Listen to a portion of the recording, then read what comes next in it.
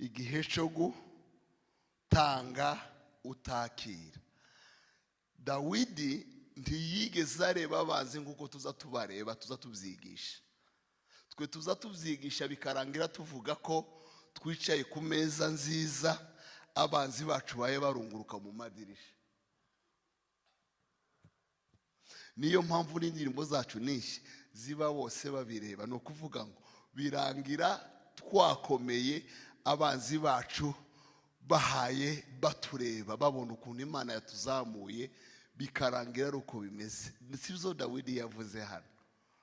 Dawidi ntiyavuze yuko byarangiye ari ku meza, abanzi bari hanze y'ameza. Iki kintu nagikunze.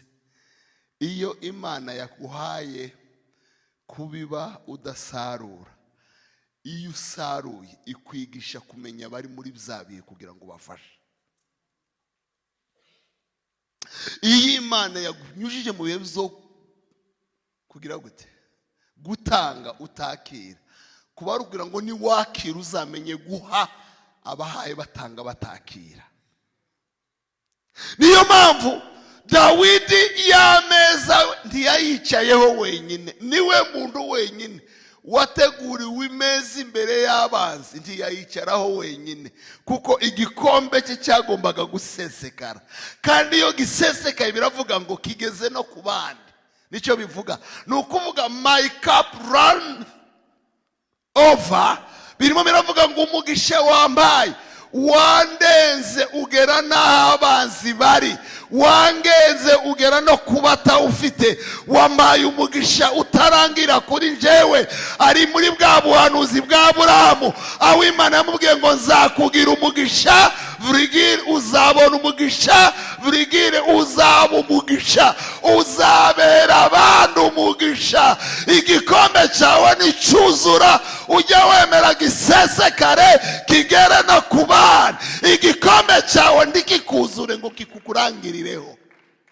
Mu yandi magambo banyamasengesho, gusenga mudatanga ntibyuzuye. Uzi ko tujya twiriza ubusa tukabika n'ibiryo twari kurya uwo munsi tukazabirya ejo. Ubundi ni wiriza ubusa, ibiryo wari kurya uwo munsi si ibyawe, urebe umuntu ubikurira. Mwabyumvishe impamvu muri Isaya avuga ngo murasenga ntimusubizwe.